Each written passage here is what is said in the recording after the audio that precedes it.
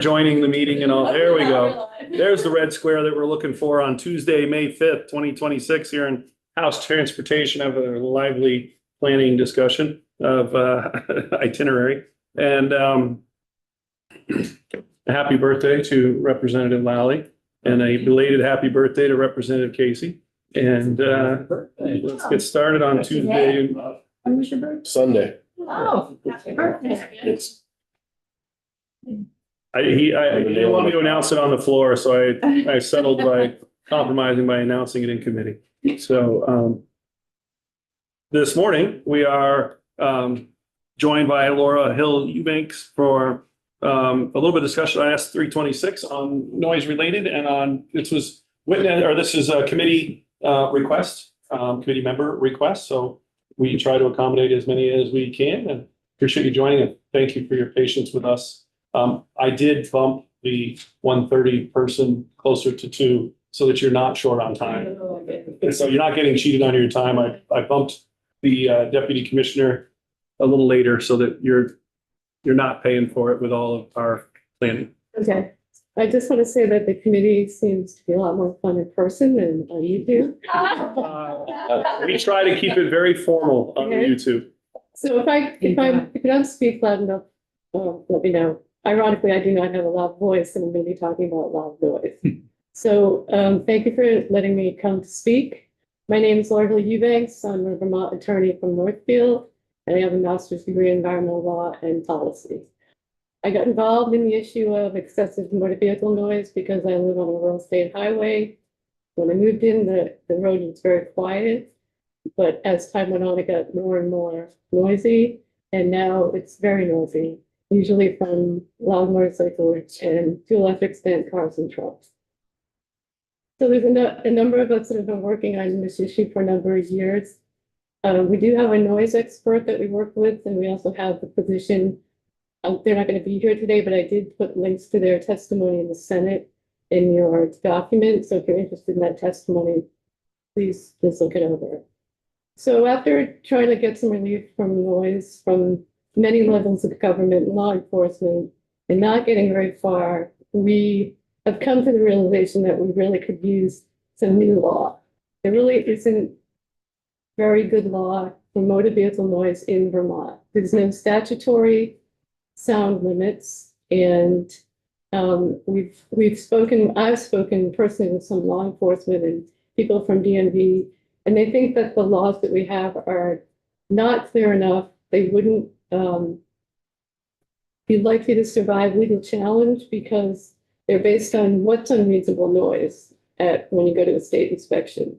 And that's going to differ by opinion, right? There's no number of decibels that they're looking for. They're also looking for modifications to mufflers. That's also probably hard to determine. So what we proposed was the motorcycle stamp, which would be a label that went on every motorcycle that attested to the fact that that motorcycle met the standard for 80 decibels. That's the federal law standard at EPA. Let's see, where am I here? So loud noise has health and economic impacts. It's not just an annoyance as many people believe. According to the Federal Highway Administration, traffic noise is one of the most pervasive and dominant sources of noise today in both urban and rural environments. The two main sources of road noise are mufflers and exhaust systems that are modified to increase the noise coming from those vehicles, motorcycles, cars, and trucks, and the use of air brakes on heavy trucks that lack adequate mufflers for those brakes. Excuse me. According to the EPA, studies have shown that there are direct links between noise and health. Issues related to noise include high blood pressure, heart disease, speech interference, hearing loss, sleep disruption, headaches, chronic fatigue, stress-related illnesses, and lost productivity. While noise-induced hearing loss is the most common and discussed health effect, research has shown that exposure to constant or high levels of noise can cause countless other adverse health effects. The Vermont Public Health Association warns that loud noise can have long-term impact on human health and mental well-being, and that millions of Americans are at risk of hearing loss, heart disease, and other noise-related health effects. Loud motor vehicle noise can also significantly impact the quality of life and lead to economic impacts. Studies and surveys have shown that roadway noise pollution reduces property values, and that noise is a major reason that homeowners wish to move out of their homes and neighborhoods.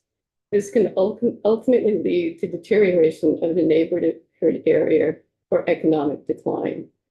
Excessive noise can also contribute to decreased job and academic performance. This can be caused by two things: loud noise while trying to work or study, or loud noise that causes sleep loss at night.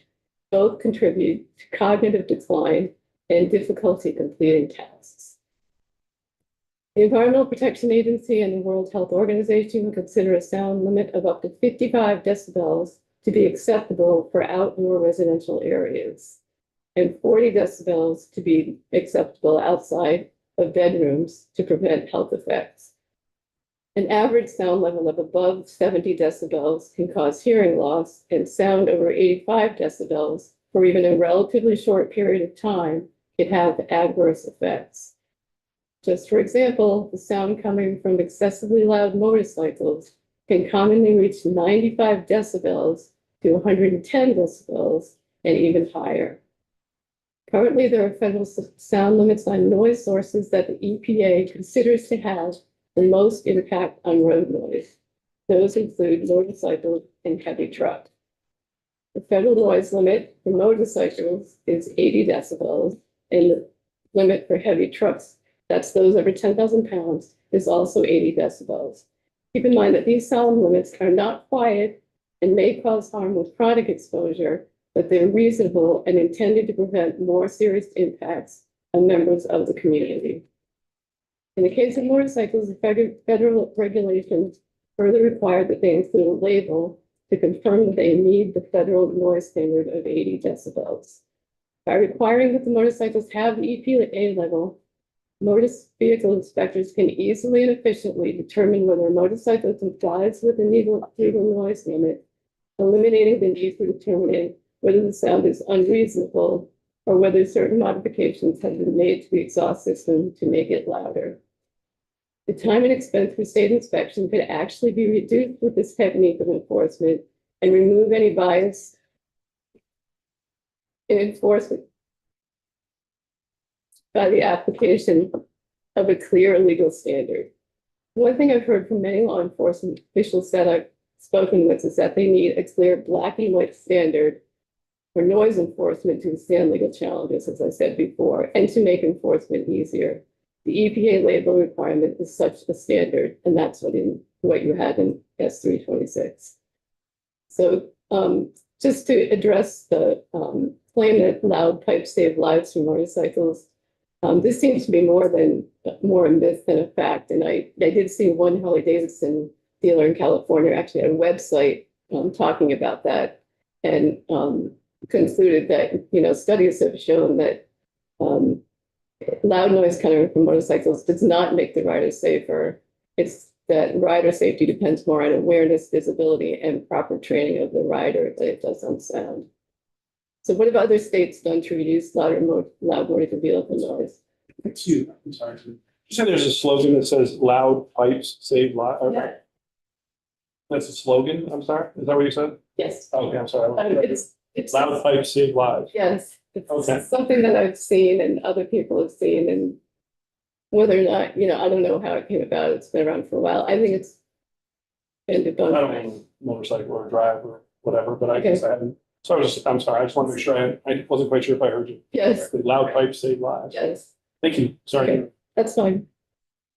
So what have other states done to reduce loud motor vehicle noise? Across the US, states have used various methods of regulating and restricting noise from motor vehicles. Some prohibit the modification of mufflers and exhaust systems that increase sound levels over the originally installed equipment. Others have set maximum sound levels for motor vehicles, which may be based on the type of vehicle to which the limit applies. So motorcycles versus cars versus trucks. In honestly, the sound levels for heavy trucks tend to be higher because they just make a lot more noise, even just because of tires and engine noise. And motor vehicle noise laws are generally enforced by one or a combination of methods: state inspection, traffic stops, or noise level measurement devices, including those that are automated called noise cameras. Those do not require traffic stops by law enforcement. They can be remotely enforced, which saves on resources for law enforcement. So what are our ideas? We're asking that the state of Vermont take some action to lower the noise from motor vehicles. We've heard from many Vermonters around the state that are desperate for relief from the road noise. For me personally, my husband and our yard is about 50 yards from a rural state, 50 feet from a rural state highway. And nice afternoons in the summer, on the weekend, it's just one loud motorcycle after another. Many times we just go back in the house because it's just too loud. We can hear the noise in the house. It's not quite as bad, but we do not open the windows because it's so loud. And we've heard from many other people who the heavy trucks with the air brakes make a lot of noise when I'm running through the villages. Now, at this point, there are mufflers that apply to those brakes, and Cummins has actually come out and explained this, that the trucks shouldn't be loud if they're, at all new, because those mufflers will keep them from making that noise. And not all trucks make that noise. Most of them probably are using the right muffler, but the ones that don't use those mufflers, that's where you're hearing those really, chattery, loud air brakes. So the adverse impacts on the lives of Vermont are real, and we're hoping they're being taken seriously. After years of trying to get local and state officials to help reduce the noise, it's very clear that the only method of doing so that we can see is new regulation. And we believe that any new law should have clear standards that are readily enforceable. And we're ready to help with the work of providing suggestions for legislation if you'd like to let us do that. And we hope you let us find a way to reduce the noise from the loudest of motor vehicles on our roads and the impact they are having on the health and welfare of the people in our state. Thank you. I'd love to take questions if you have any. Yeah, Standard procedure now in our committee. Raise your hand. No, two, always goes through. President Pouch has always got a question. two questions, I think, and or a comment that I, hopefully comment. One is, the truck, brakes, air brakes. The newer ones are required to have mufflers, and do some of those trucks like take them off or modify them because they'd be better for braking? Or is it just some older trucks, or, I just wonder if anyone would actually modify them for some reason. I am not an expert on this. You may want to talk to them about it, but from what I've read, just reading tons of materials on this, it does seem that some of them just don't, somehow they either turn off the muffler or they modify it so it's not working. So I don't know. Well, Representative Pouch got another. Yeah, I mean, another question, but Representative did you want to comment on the brakes? Yeah, they're not air brakes. No, I know, you're They're right. decompressors. Right. So it's a valving type unit that hooks right to the cylinders. And it lets go the compression and using the resistance of the motor's natural resistance to help slow it down. It's a safety issue. Yeah. Yes. So the some trucks, the newer ones, are quieter.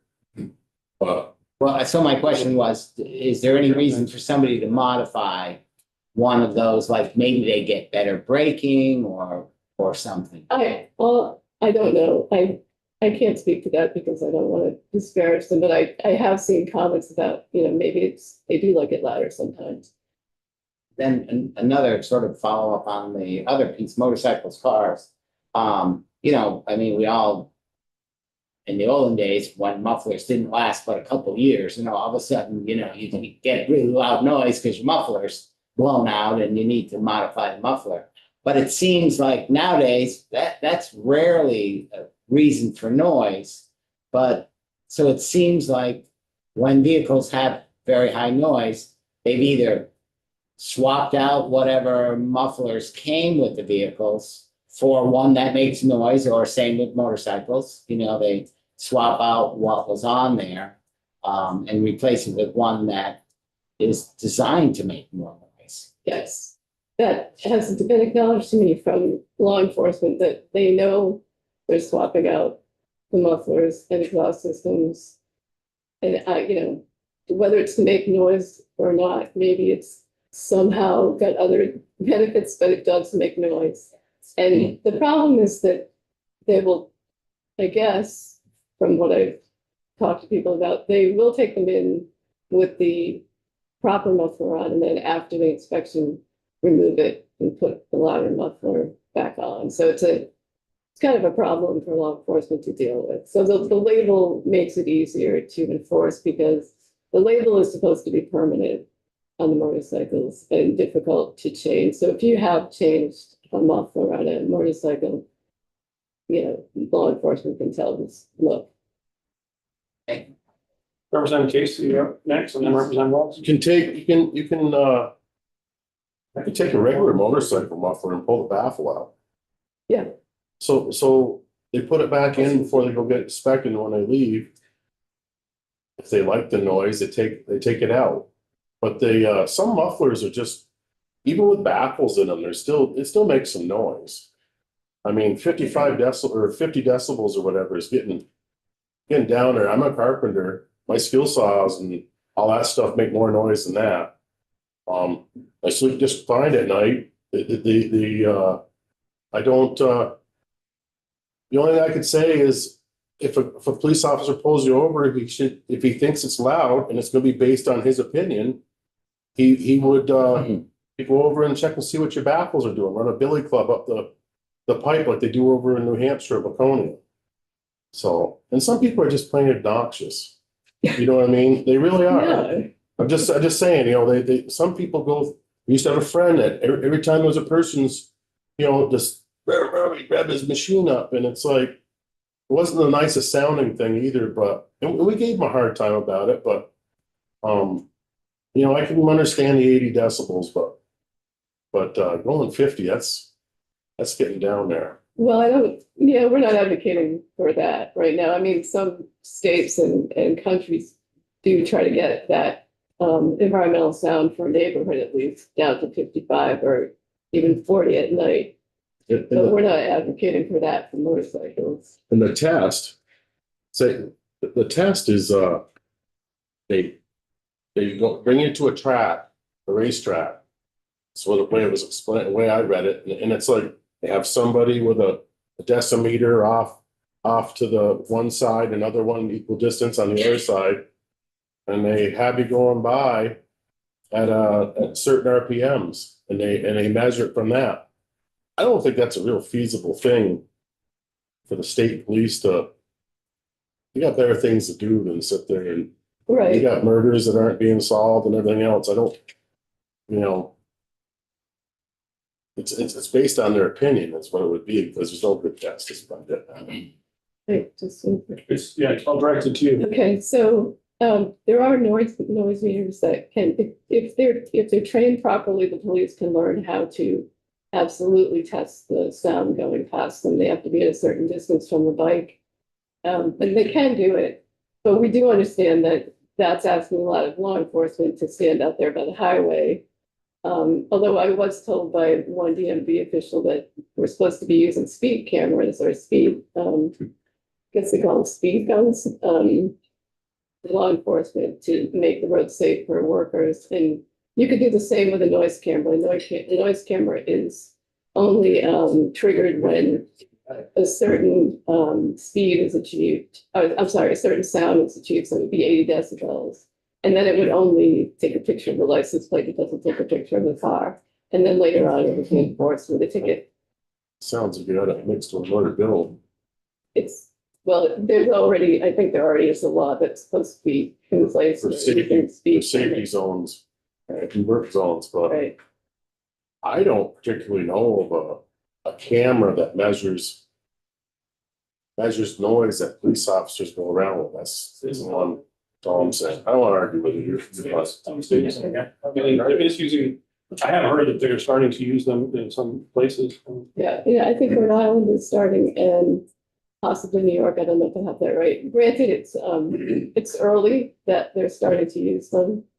But we actually had to put a talk together for a group about the noise cameras, and there are places testing them to see, because it would help law enforcement not have to use so many resources to control the noise. And, sometimes all they have to do is go to one neighborhood when a lot of people have complained, right? So you have just a targeted enforcement. And, that would be one way to keep one neighborhood quiet, and maybe, they would move on. I don't know, but those are our ideas. Representative Wells? Yeah, Jim's right on a lot of that, those compression stops, stuff like that. Highly unlikely trucks are modifying their mufflers. They probably are quieter today. And when you get a 30 to 50 ton load, that Jake brake stops the vehicle. So that noise, I know it's way over 55 decibels, but you don't want that rig to go unimpeded down the road. They got to have those Jake brakes. And he's right, those compression stops do make noise, but that's why they're safe. They're Right. carrying that kind of payload. So I doubt if they're modifying mufflers, they're probably better now than they were 20 years ago, but it would be the sense. Motorcycles, yes, you Like, can modify them, but not trucks. I can only say that Cummins, who makes the air brakes, or did make the air brakes, has said that the mufflers are on these trucks that can handle that noise. And if there is a very loud noise from those brakes, then they're not using the muffler, or it's something that's different about their truck that they've modified. And to be fair, we have proposed that there are definitely exceptions where you can use the Jake brake without that muffler, because we know in emergencies it may be necessary. Bill probably has insight towards that too, as far as Oh, yeah. modifying rigs. And the other thing on Harley's, that guy in California is nuts. Obviously, if you can hear a Harley Davidson coming up behind you, you know where that vehicle is and stuff. So to say that that's not a safety factor is incorrect. May I answer that? Sure. Yeah, at any point that anybody asks a question or comment, Charlie, if you are the witness, these are directed for you. You can comment however you'd like to or not Let me like to. tell you what he said. I'll tell you what they said on their website. So the exhaust sound travels behind the motorcycle, so it limits how anyone else can hear it. The modern car cabins block much of the outside noise, so they're not going to hear the bike. And that's not what the target is. It's bright gear, LED lights, and smart lane position and help more than sound alone. Extended noise over 85 decibels can lead to long-term hearing damage of the rider. And constant loud pipes make drivers less patient or cooperative with the bikes. The higher decibel levels can lead to headaches, stress, and exhaustion on longer motorcycle rides. And excessive sound can drown out signals from other vehicles if anyone hear them. As a longtime driver with over 350,000 miles on our Harley, I disagree. Okay, Representative White and then Representative Tomlinson. Yeah, thank you for this. So we've definitely heard, your comments today and previously that certainly one of the problems, perhaps the biggest problem, is the modifications of motorcycles beyond what is allowed when they're getting inspection. So for that, so that's kind of a tricky one, but I guess makes me think like, well, if a motorcyclist is getting an inspection and they've done some modification to pass inspection, then do we have language on the inspection report that they receive upon passing that says something like, if you modify your bike other than how it's been approved at the inspection, this will happen to you, whether you lose your registration or whatever, but ramifications for people changing, altering what has been approved to be on the road in Vermont. I mean, that to me seems like that might get at some of this problem, but would that be I don't think, helpful, or you, and I know you're also saying that you're seeing, you need some clarification in terms of like spelling out how many decibels are actually allowed. And maybe you've heard some issues with inspectors being able to measure that, but I'm unsure about that. so that, the sound limits was in a different bill, that's in 66, which is still up for grabs, but, that had that prevented modifications to any mufflers, including cars and trucks. And it proposed that DMV study and set sound limits to be clear for what the sound limit would be, and then look at how you would want to measure it either at inspection or on the road. So, that's still the options, but the penalties would also be something that we would probably want DMV to look at. But some states give a warning the first time and then a ticket, and then it goes up from there. So it's not just we're taking your vehicle away or whatever, but for those were the options that we've seen. To answer your question. Representative Tomlinson and then Representative Keiser. Just wanted to thank you a lot for your testimony and these concrete suggestions as well. I certainly agree that this is a serious public health issue, and representing Winooski, I hear quite a bit of concerns about excessive noise, and including from motor vehicles. And so I just am appreciative of the efforts to try to see what we can do in our statute. My understanding is that Vermont is kind of behind in that area. And so thank you for your work on this, for sharing these recommendations. Thank you. Yeah, thanks again for all this, because I know you're stepping right into the bee's nest. Excuse me, it seems as if, well, it is, we're talking both about health issue and an aesthetic issue. An aesthetic issue where you don't like the noise, I say you, us don't like the noise outside your house. And so it's an aesthetic. Aesthetic, yeah, I guess that's true. Some people call it an annoyance. I guess for me, living with it, it makes life difficult. I don't really want to be outside when it's really loud. I can't really focus on anything when I'm trying to work in my office upstairs. So it's sometimes like early in the morning, it will wake us up, 5:30, the noise starts. So it is an aesthetic. I mean, I think everyone thinks about Vermont as this nice, rural, quiet place.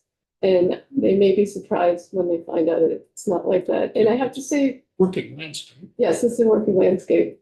I don't know if the motorcycles work. So getting to the health issues, and you talk about the chronic issues. And when I think of this, what I think about is, and when we live in Rutland City, and Route 7 is just north of us, so about 4 blocks. So you hear the motorcycles come and go. And what I hear is something that goes by for 8 or 6 seconds, and then it's gone. So I'm not sure I find a health issue with something in that level. Would you disagree? Yeah, I mean, it really, it drives you crazy and it wakes you up. And like I say, you can't really function when it's like at our house, and I think in many other places, it's not just every once in a great while. It's a lot. We have, like, I won't call them gangs, but there'll be 10 or 20 motorcycles going by at one time, and then another group goes by. And even my husband is not very noise sensitive, but when we've tried to sit outside, when that starts happening on like a Sunday afternoon, even he will just get up and walk it back in the house. I mean, it can cause, like I said, higher blood pressure, heart disease, because you're living with it all the time and it's a stress factor. And the stress factor causes real impact. Yeah, particularly if you live in a city like New York, where I was in this weekend. So anyway, it's a debate a bit in my mind of an aesthetic versus a health, and because it's an intermittent and temporary type of noise, in my experience, and many others' experience, not your experience, obviously, that it's not a health issue. And then you tie onto that the enforcement issue when we have issues of much greater importance than aesthetics. I wonder why we would go down that road. So if I could just speak to the intermittent, some of the studies have shown that the intermittent can be worse than the level, because it just ramps up, your response to it, and that can make it worse. I mean, that's what brings on heart attacks, basically, not necessarily motorcycle noise, but just that one impactful noise or thing that scares you, and especially in the middle of the night. They have found that it will just wake people up out of the sleep, and their chemistries will just like, really high, are not very good for them. So, Well, I think we should do away with extravagant noises that nobody likes. It's hard when you get into a situation where it's arbitrary and there's no way to measure it. Thank you. Well, I'm sorry, I wasn't sure if you had your hand No, up. no, I want to, where I was gonna go on this. No, go ahead, you go. When you were towards the the end of your testimony, you talked about what other states are doing. yeah, And I think, I don't know if I missed one or two, but the idea that other states have prohibited modifications to mufflers. And doesn't our law do that now? We do prohibit modification to motorcycle mufflers. so that's a weird thing right now, because the inspection manual says that only motorcycles will fail. The cars and trucks is not a fail for them, but for motorcycles, it prohibits modifications that will increase noise. But there's a conflict right now between the inspection manual and the statute. The statute does not say anything about noise in motor vehicles, and it says that only safety issues that can cause danger to, I think, the driver or others can fail an inspection right now. So there's a conflict, and I don't even know what's going on with the inspections because of that conflict. I think that what I had it down as three different bullet points that you had.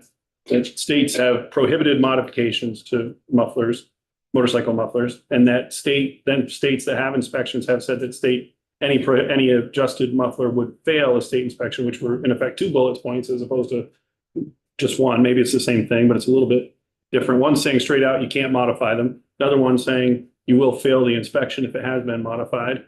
And then a third one that I had down that you testified that states that have actual traffic stops for excessive noise, that other states have done that as well to combat noise. Absolutely. So those are, I'm sorry. There were at least those three at the end of were there other things that states have done specifically to motorcycle modifications that I didn't write down in that 3 or 4 bullet points when you were talking about what other states have done? Okay, so basically it's Motorcycle noise. yeah, there's noise limits, a strict noise limit like 80, 85 decibels, and you can either stop them on the road, stop them with a noise camera, or fail them at inspection, or all of the above. We do as a state, I believe, we'll clarify that, I guess, that we prohibit the modification. That we also were saying it does fail the state inspection if it does not, but we do not have a traffic stop system in place today. Right, and Might look over to our call a friend here at some point sometimes on that. I want to make sure if those three things are that safe. So we do a couple of those things, but we don't do all. well, the problem is that when I talk to DMV, the inspection manual is actually not supposed to prohibit those things, because they're only supposed to fail a vehicle for safety issues right now. So that's the direction we're trying to head. Yes. That's so that vehicles. part of the inspection manual, although it's still in there, doesn't comply with statute. So I don't know if it's being enforced. And if you guys update the inspection manual to stay with just safety issues, I don't think it will be enforced, because you can't fail them on that. It's not a safety issue. We can fail them for modified. I think It still says a modification is illegal, I believe. But I want to make sure that I understand that clearly before we go it's not, in there. it's not a statute, so it's whatever comes out in the rules. Okay. So it's not a statute, it's a rule part, and right now it fails your inspection if it has been modified. As far as, And this particular piece would go to a step further, saying you have to have your visible stamp or sticker of an EPA approved. I see. Yes, if you put it in statute, then it would have to be followed, but there's nothing in statute about sound. Well, about the mufflers themselves, I guess. Right, there's nothing in statute about, We're not talking about putting a sound in there either, we're talking about the muffler specific. Right. right. Representative Casey. Phil was ahead of me. Yeah. I just wanted to thank Laura for coming in, and Rep did say this is a difficult topic to come and speak to. But I hear your story, you're about 50 yards from the 50 feet. Yes. So I'm about 100 yards from 116, but up on a hill, slight hill, and it's right where it goes from 30 to 50. And I can just, most of the time there's a little din. Sometimes I hear the jack brakes, as they slow down, particularly when the school's in session, they need to slow down. But on a nice, warm day, and I will hear those motorcycles go by, and I will hear them, I think, for 30 seconds or 45 seconds as they go on the straight line up the hill. And I know that muffler's been modified by some means, and whether they're inspected or not, it's not, nobody's really doing anything about it. We did have testimony from the Harley Davidson folks. They have a Facebook website where they were saying, hey, this is happening in the State House, you should weigh in on it. And there were many comments that said, I don't bother getting my bike inspected. So I think it's really, whatever the rules are, even now, they're just not being adhered to. And I get, a policeman stops somebody, it's very loud, they have a hard time going to court. So it's an issue that really is not being addressed. Yeah, if I could just address the motorcycle noise. So they're coming off the factory line at 80 decibels, right? Which is not quiet. So what we're asking is you don't have to change out your mufflers to make them quieter. Just don't change them to make them louder. I mean, if we could just enforce that little bit, that would help a great deal. It's still noisy, as you said. I mean, the average motorcycle makes noise, although I'm always so happy when I hear a quiet motorcycle go by, thank you. But they come off the line at 80 decibels, and we're just trying to figure out a way to keep them at 80 decibels, so it's not like this, noise circus. Representative Casey and then Representative Burke. So there's, when you got your comments from the Harley dealership, how many of them did you call and ask? Or Oh, I just- didn't. I just see he was citing other studies and surveys that I don't have. It's just like 610 Harley dealerships in the United States, and I imagine most of them wouldn't give you a comment like that. That's my guess. And the thing you're talking about, when we're talking about noise being a safety issue, it does scare deer off the side of the road. That it does do, but it also could probably scare them into the road, I guess. But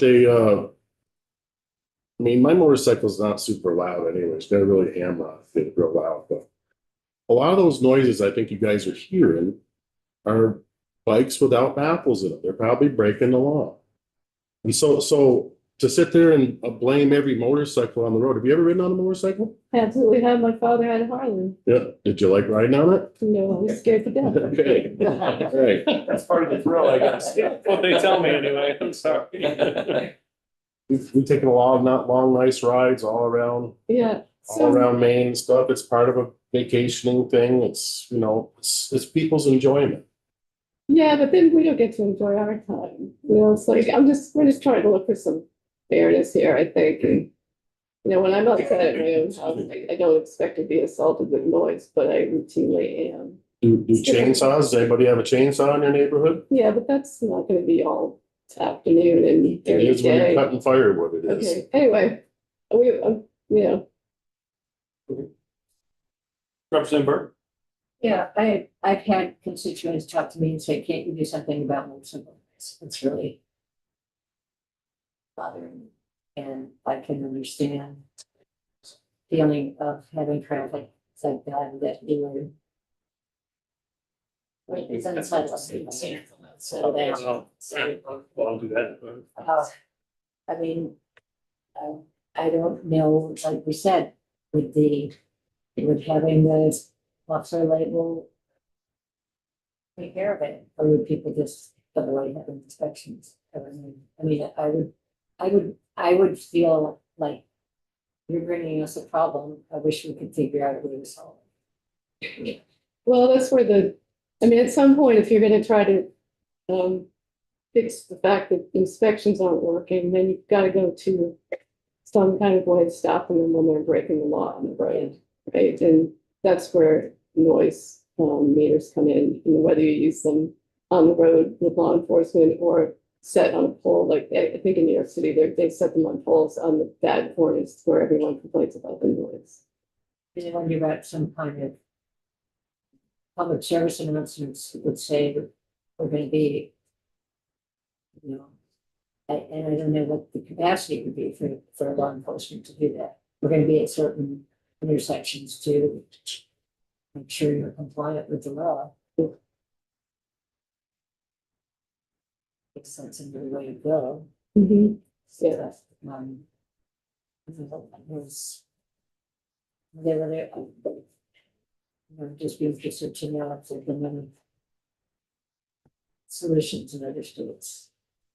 Yes, I have a whole collection of what other states have done. If you guys are interested, I can send it to you. There's a lot of different ways of looking at it. And have we been successful? I don't, that's a good question. I mean, a lot of the sound limit laws are fairly new.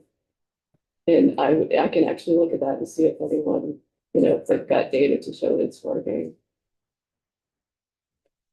This will be it. Representative Case. What road do you live on?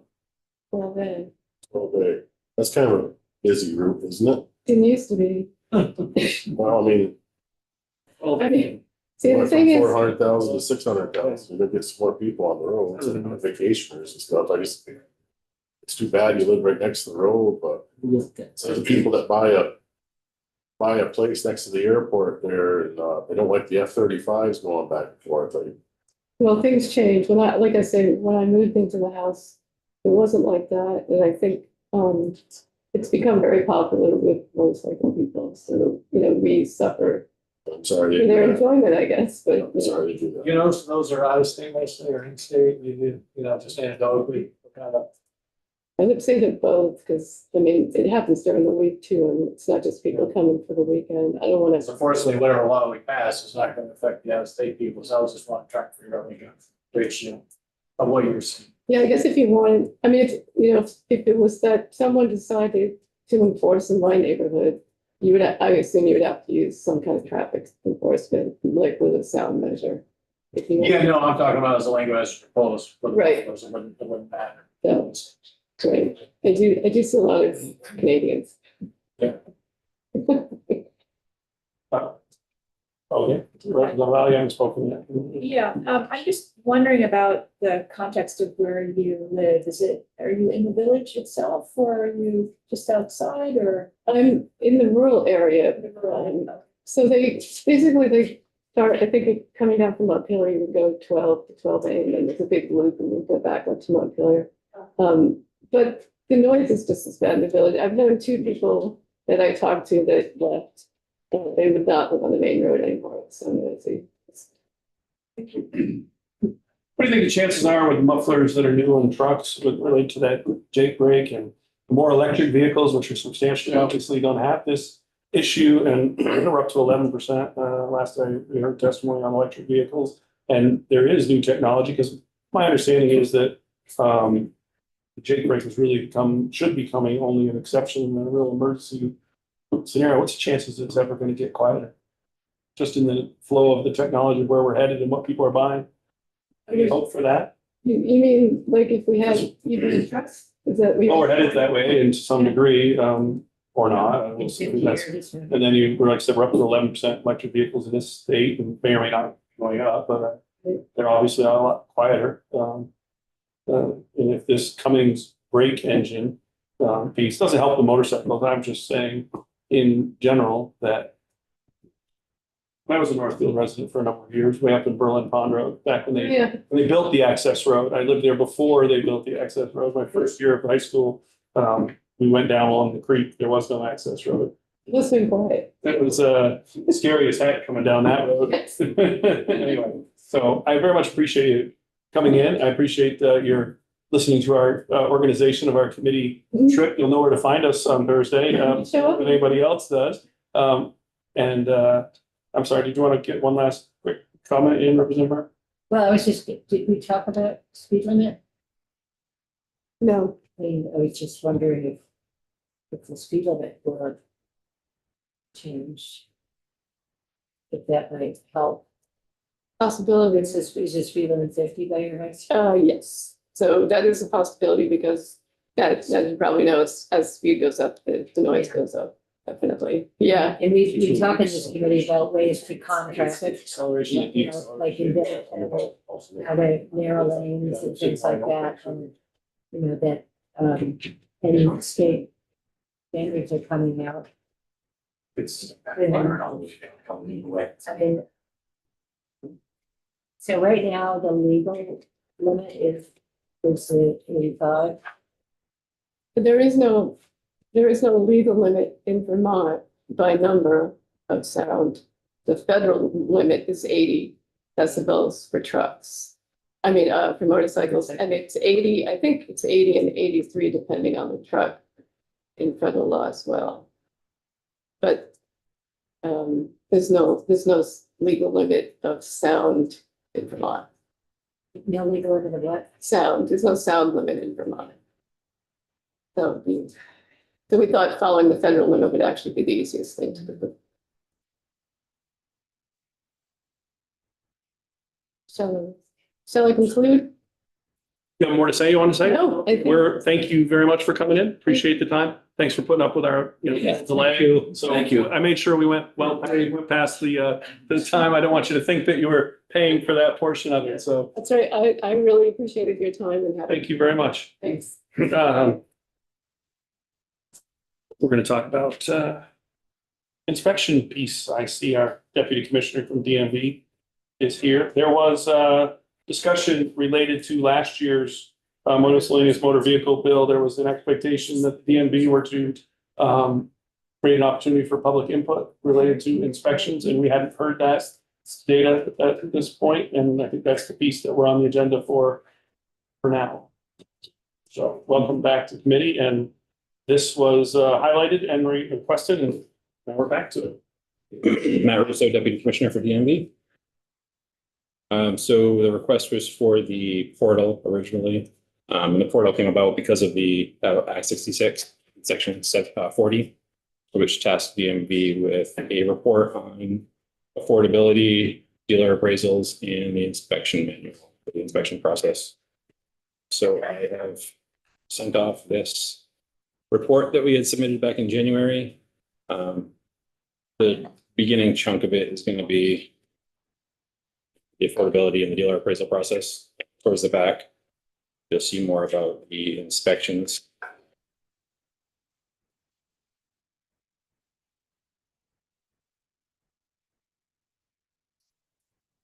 So it's going to start with 6 up top, summary of issues identified by persons contact. Could you speak up a little bit? Yeah, and Just starting with the top of the page that has 6. page 6. It says 6 in parentheses. There's no, it's not page number. It says summary of issues identified by persons contacting the department with concerns. Awesome, yeah. So if you kind of go through, it lists how many responses we got for each. And then it lists the highlights and concerns of Vermonters on inspections. Total responses for that first one was 35. Inflated valuation, financial burden on Vermonters. The majority of these were really a financial burden, was what the majority of the responses we got. No consistency was another highlight in pricing for an inspection. There is no consistency in cost or what an inspection station can charge. And then on the bottom of the page, we have the nature of repairs that were reported, the number of reported repairs, and the percentage of total responses. So it's probably, no guess that brakes were gonna be number one. And that was 45% of the responses for a total of 115, followed by body rust, electrical, tires, steering and suspension, emissions, and then others, which was an accumulation of lights and wipers and those kind of things.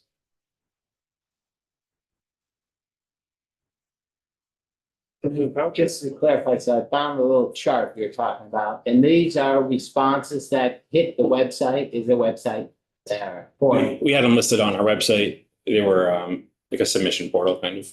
And so these, like, if you look at brakes, 115 people said something about brakes Something about brakes. or Being something. the about nature of brakes. being the nature of their Concern?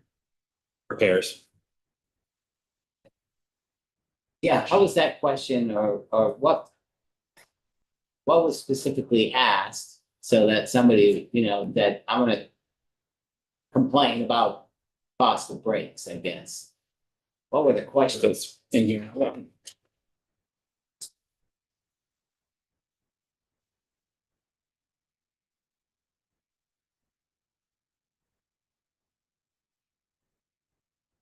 I don't have the questions here. This was just a summary of what was included in the question and the answers, I should say. But the majority of them at least were concerns about those topics, the cost of repairs due to inspections or. Due to inspections, yes. This was all based around having to get an inspection and what are reasons you wouldn't get one, or what are the reasons that it's difficult financially.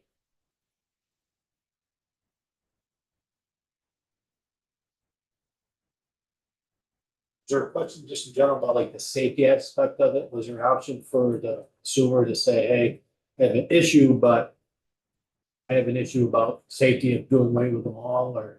And I'm just getting back to Representative Houses. I'm just wondering how that the questions were framed, if it opened up for the possibility of showing concern, but like this not doing away with brake inspections altogether. There's nothing directly related to that. This all came about because of affordability and the financial burden on Vermonters. Yeah. So it wasn't specific to just, is this a safety concern or not?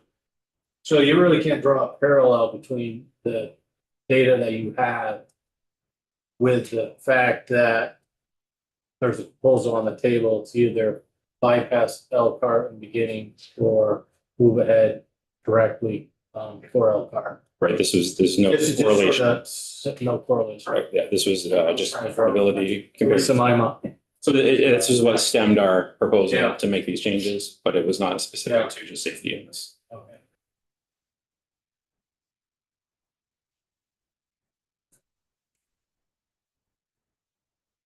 It's Of course, yeah.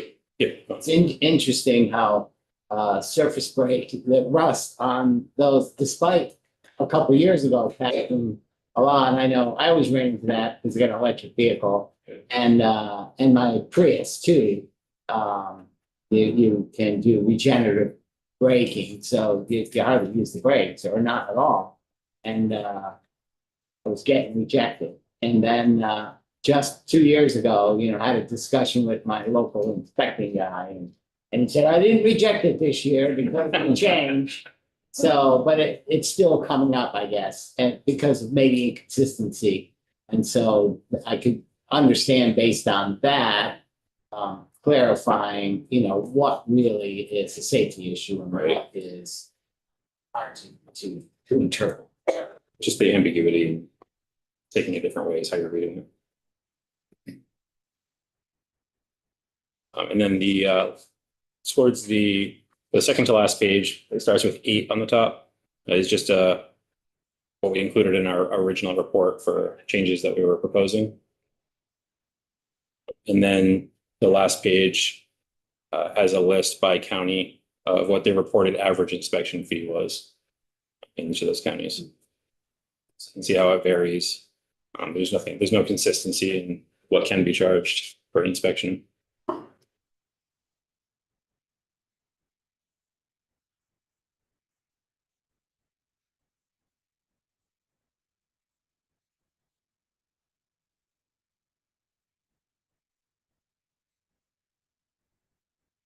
Has there been discussion in the past about, and I can, while I'm asking this question, I can understand that, I'm not saying it's a good idea.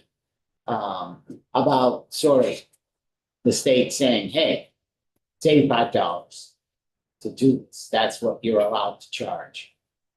Controlling what the fee is. I'm not sure if there's been talk about that specifically.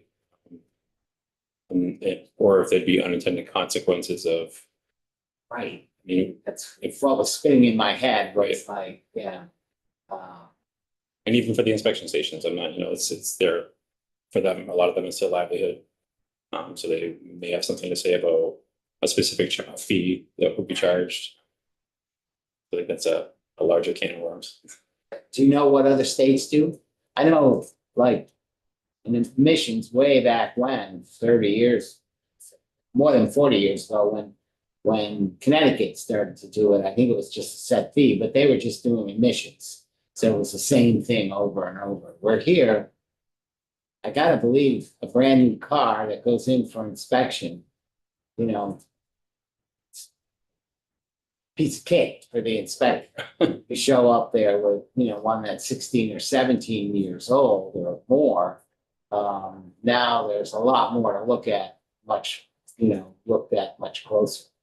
Yeah, I think it's a mixed bag. Other states Yeah. have regulations, some don't.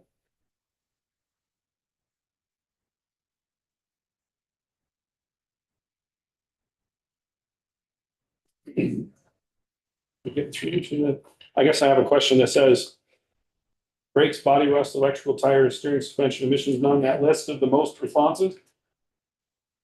When we go up to our floor report, and I haven't gone back to study all the things you said recommended for, reduced impact on Vermonters. How many of those are we, I know we're making a clarification on rust again, right, for brakes. The body rust is only if it's part of the main, I don't want to say the wrong term, we're not talking about whole heavy structural.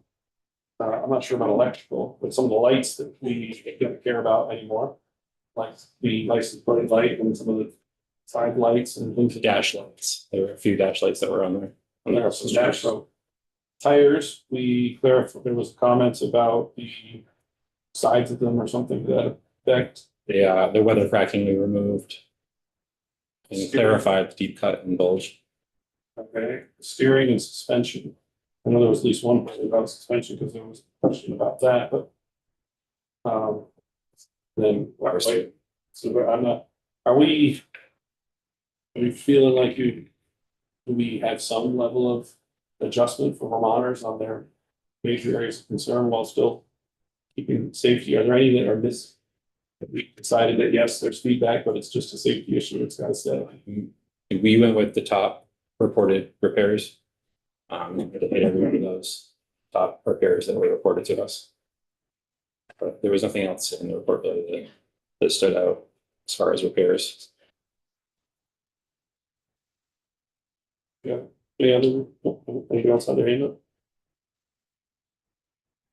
We're gonna have to go on the floor and say that, we asked for the ease of burden of financial burden. In fact, I heard the Lieutenant Governor speak on Saturday about a reminder of his big effort to push to say that we're going to reduce the financial burden on Vermonters related to vehicle inspection requirements that were not needed for safety. Do we feel like we've got enough information yet to sort of make that case when we head to the floor on this bill yet? And what else do we need to, that's a committee discussion piece that we're gonna have to talk about. We need to, but I'm not sure where you're at with the presentation, but we need to have that conversation as well as what more we need to do or not do. Happy to answer. I'm thinking that if we went to every 2 years, that would save some people some money, wouldn't it?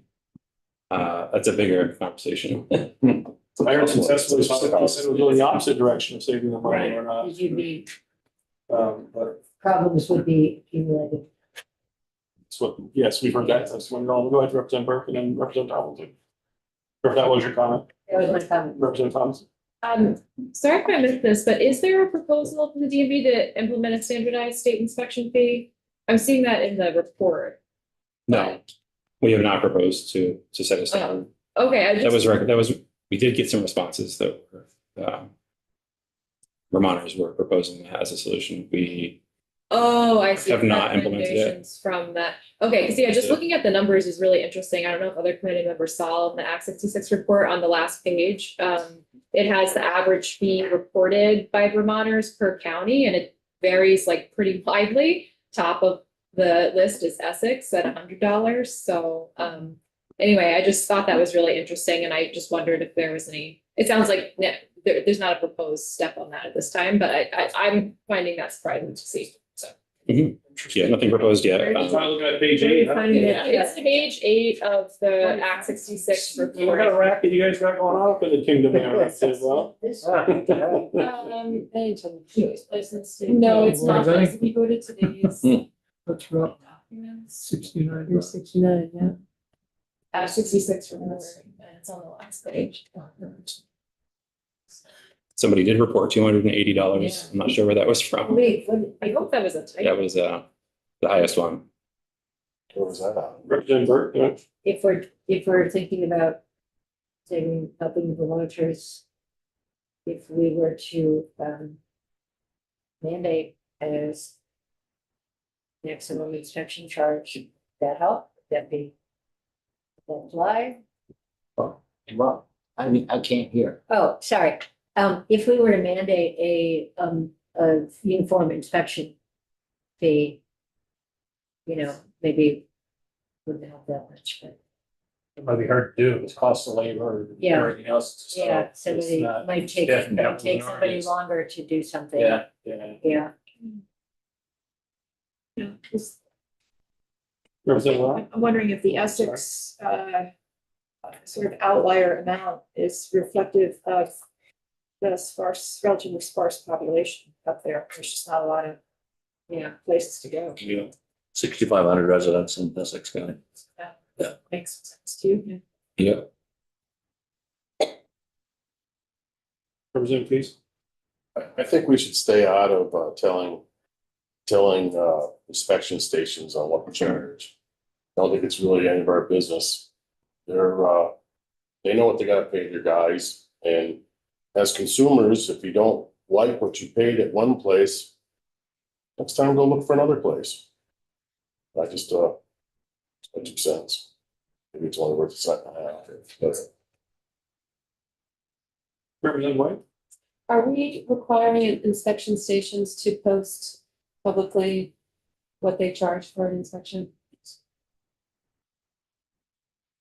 They did testify that they do, that is on the checklist. I'm really curious. Now I gotta go into the next place, like, and look for it, see if I can find it. Car needs Branch on inspection. corner. you I can't- know, yeah, I'm wondering, I've never seen it or noticed. I don't, pay any attention, but, in our house, my wife does the car shopping and the car dropping off and the car dealing with.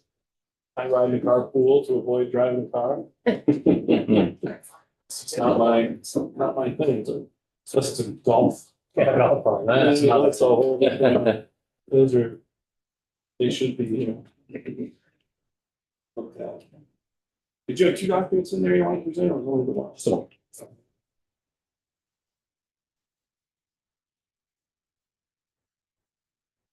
Questions? Comments? All right, then we are going to adjourn from now until 2:45. We'll throw in a committee discussion from 2:45 to 3, and then we'll get some testimony from the agency based on some comments in here the other day about how much damage do heavyweight trucks do versus heavyweight vehicles versus size of vehicles and the weights of vehicles, because I have no idea the answer to that question, so I phoned a friend and we're getting committee testimony based on that. 3:00 at 2:45, we're gonna talk a little bit about this inspection section. Section 24 of the original portion of the bill, section 24 of S 326. I don't know what the section number is now, but we're gonna talk about the proposed inspection changes from the DMV. So you